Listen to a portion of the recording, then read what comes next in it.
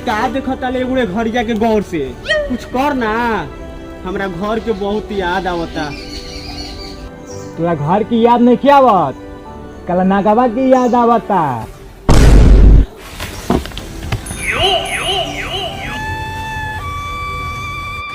ना रे, हमरा काला नागवा के नइखे याद आवत, हमरा घर की याद आवता। हमरा नइखे रहे की भोतड़ी वाला दुनिया में। तोनी के चिंता मत करो सब भाई। अगर ये भोसड़ी वाला दुनिया में घड़ी की वजह से फसल में है ना, तो अपना दुनिया में वापस जाए के रास्ता भी घड़ी से हुई। ए तो सुनो सान, बकचोदी मत करो सान, जवन करे बा जल्दी करो सान। बहुत जोर से भूख प्यास लागल हो भाई, घरे जो होत होई हमर माई। ले है पी ले, भूख मिट जी।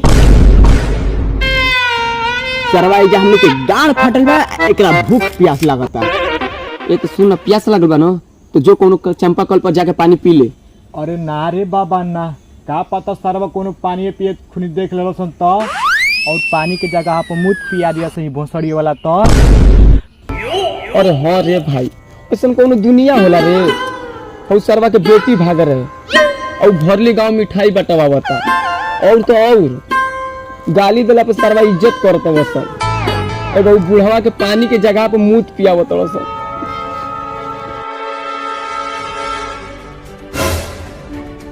भाई घड़ी दे। अब तोहनी के चिंता मत करो सन। कैसे तोहनी के हम आपन दुनिया में वापस ले जातनी, खाली देखत जासन।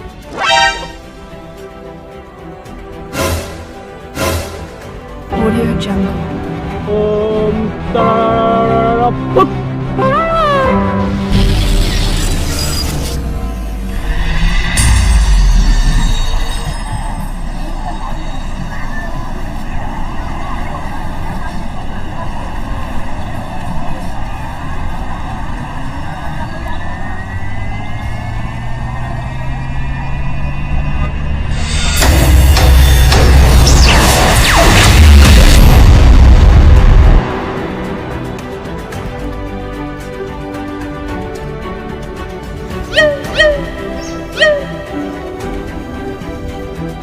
आगन जा भाई अपना दुनिया में, अपना दुनिया में अग्नि जा। अपना दुनिया में अग्नि जा।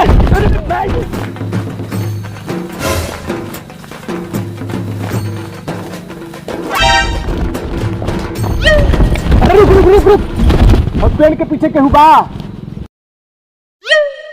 पेड़ के पीछे क्यों बा? हाँ भाई। अरे यार तोरा भरम हुई भाई। जगत रहन भाई, अपना दुनिया में हमनी को वापस आ गेल में जा। हंसे गावे नाचे के चाहिए, तू हमनी के झूठिया ला परेशान कइले बा।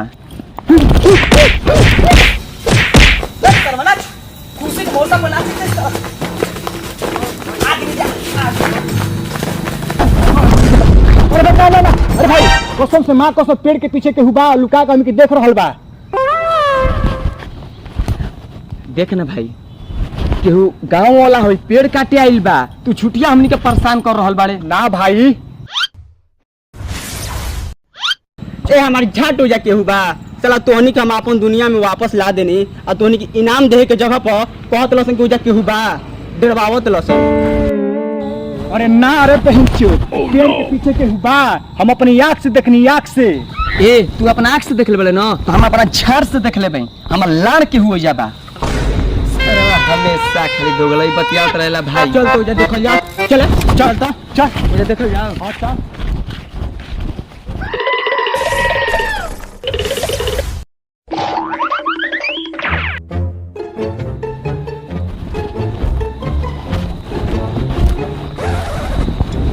देख देख ले ना, कहाँ सुई बा देख।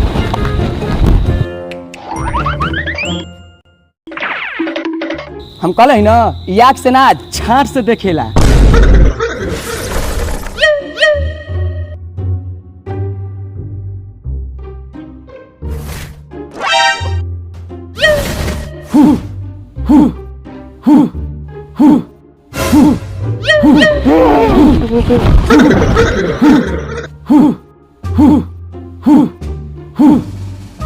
तू कौन बड़े रे बहुचोद?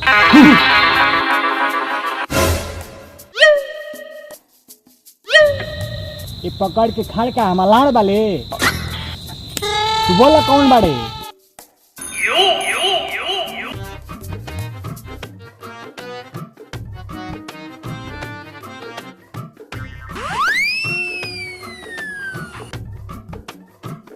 ए भाई, भाई भयानक चेहरा लेके हमनी के डरवावत ताड़े। कौना गोला से आइल बाड़े? बोल बोल। ए कायदा से पूछना लड़का काहे डरवावत ले? भाई तू समझिए, भाई तू समझिए, भाई तू समझिए। ए भाई सुन, तोरा डरे के कोनो जरूरत नहीं है। तू कौन बाड़े, कहाँ से आइल बड़े बताइबे तबे ना हमनी कुछ करम जी। लागत है भाई हमारा देखे में बहिर बा का।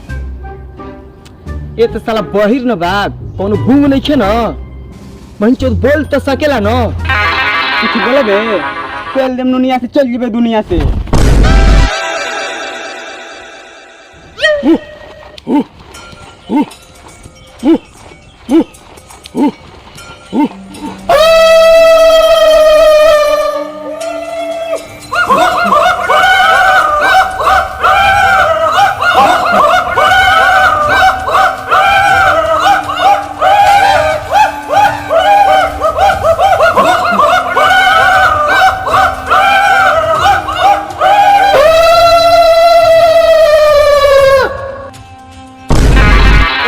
ये तो आदिवासी बारे। जिंदा गाड़ के नोच नोच खोई हसन। भाग रे।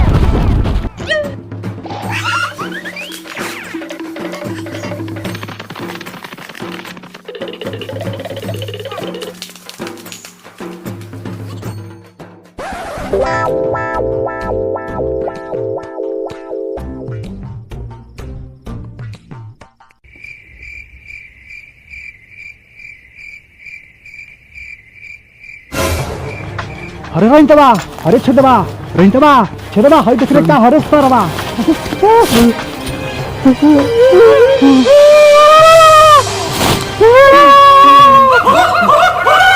अरे सारा लाखना के बेटा को तेरे सरवा कोनी के अपना दुनिया में पहुंचा देनी। तू तो दूसरा की दुनिया लगा रे। जागे भाई माफ कर दसन, हम तो तोहनी के संगे बानी। आज सरवा लागत हम की ना बचन जी भाई।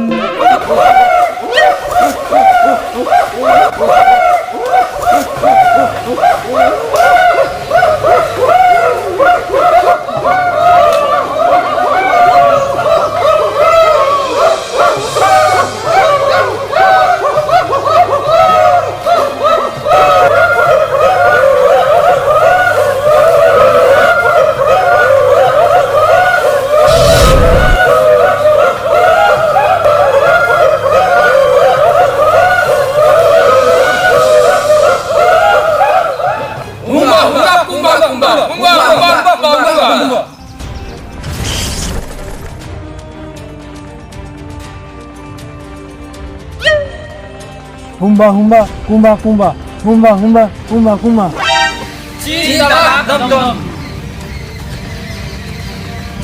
चीन तबाक दब दम।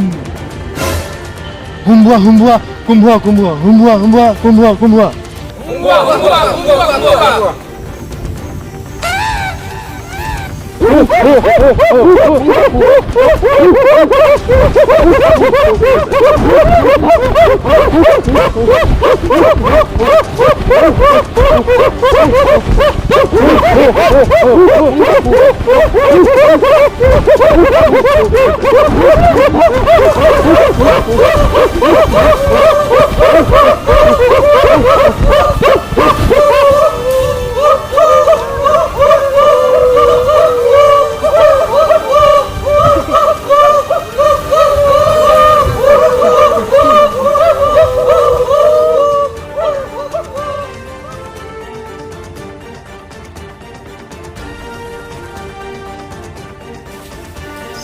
हुम्बा हुम्बा।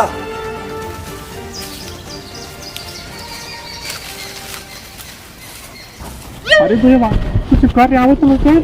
अरे बेवा कुछ कर रहे पता न कोमल ज्ञान के नोच नोच के खा जिया सन। हट साला, एक तो अपने गाड़ फाटल बा, ऊपर से साला दिमाग काम नहीं के करत, और तू सारा पेलिया ले बारे आइले। अरे भाई तू तलवार लेता हो तेरे को करके कुछ करना आही दादा। एक मिनट एक काम करो सन, जैसे ही घुसड़ी में तलवार उठाई ना, इतना चिल्लाइए से ना कि सबन के गोनिया फाट जाए।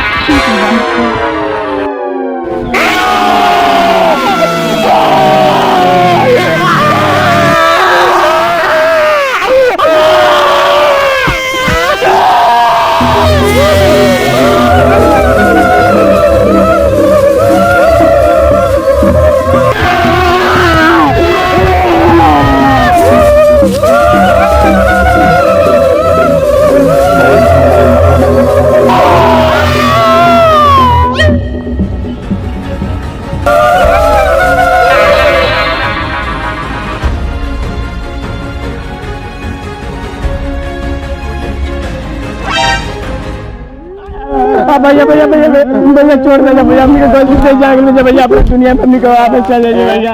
अरे भैया छोटा सा यार, अरे मसाड़ी वाला मारे से पहले हमारे अंतिम इच्छा पूरा कर दे भाई।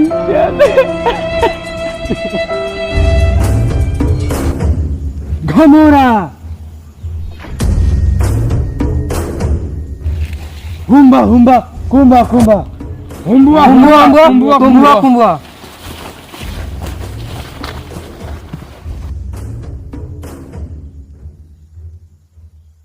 हुम्बा हुम्बा कुम्बा कुम्बा।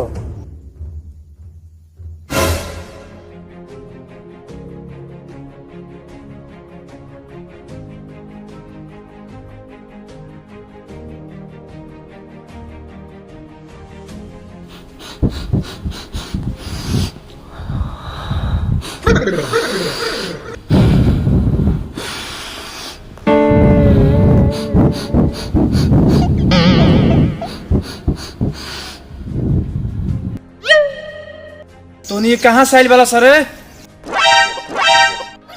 तू हमनी के कैसे भाषा जानता ले रे बहन चोद? हम सब भाषा जानिला। तू आदिवासी बाड़े ना, तो हमनी के भाषा कैसे जानते ले? हम आदि मानव नहीं की, हम बिहार के एक छोटा सा साइंटिस्ट रही। हमार गलत आविष्कार के चलते आज हम 20 साल से एजिए फंसल रही। ई जानवर के भेष में रोज कच्चा मांस खाए के पड़ेला। तू पृथ्वी से बाला ना, तो ई गोला पर कैसे अइला? हमार आविष्कार मशीन एक दूसरा गोला पर चल गई, पर अपना गोला पर वापस कबो लौट के ना गई। तब से ई दुनिया में गांड मारवा होते हैं।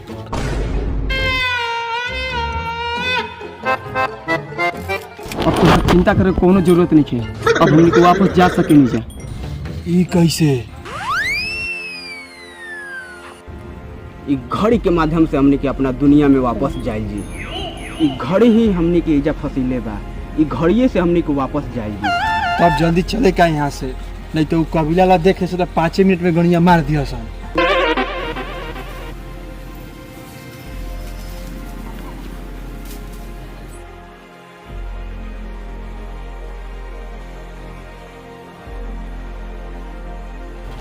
एकरा में टावर है नहीं खे हे घड़ी तोहनी के विश्वास नहीं के रह गई। अब देखा जा तनी घड़ी कैसे हम पहुंचावत हनी।